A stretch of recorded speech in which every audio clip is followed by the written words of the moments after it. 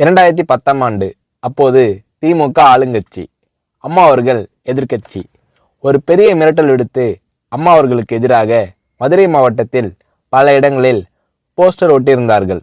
அந்த போஸ்டரில் அம்மா அவர்கள் மதுரைக்கு வந்தால் திரும்பி செல்ல மாட்டார், மதுரைக்கு அம்மா அவர்கள் வரக்கூடாது என்று மதுரை மாவட்டத்தில் பல இடங்களில் அந்த போஸ்டரை ஒட்டி பெரிய மிரட்டல் எல்லாம் கொடுத்தார்கள்.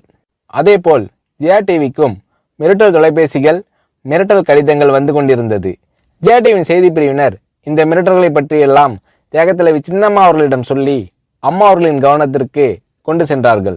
அம்மா அவர்கள் துணிச்சல், வீரம், கம்பீரம் இவற்றின் ஒட்டுமொத்த உருவம்.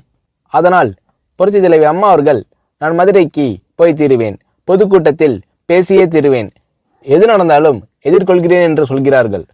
ஒரு கட்டத்தில் ஜெயா டிவிக்கு மிரட்டல் எப்படி வருகிறது என்றால், ஜெயா டிவியின் அலுவலகத்தை வெடிகுண்டு வைத்து தகர்ப்போம், அம்மா அவர்கள் மதுரைக்கு வந்தால் ஜெயா டிவியை ஒழிப்போம், இப்படியெல்லாம் நிறைய மிரட்டல்கள் தொலைபேசியின் வாயிலாகவும் கடிதத்தின் வாயிலாகவும் வந்து கொண்டிருக்கிறது.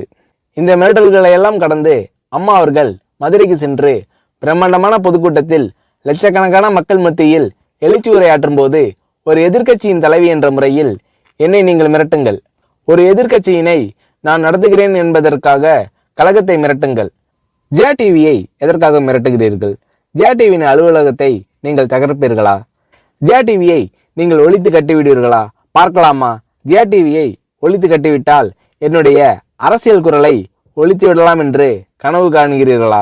ஜெயா டிவி என் உயிருக்கும் மேலானது, நான் என்னுடைய உயிரை விட அதிகமாக நேசிப்பது, என்னுடைய அரசியல் கரமாக நான் போற்றி புகழ்வது, அதன் மேல் நீங்கள் கை வைப்பீர்களா, பார்க்கலாமா என்று எழுச்சி உரையாற்றினார் புரட்சி தலைவி அம்மா அவர்கள்.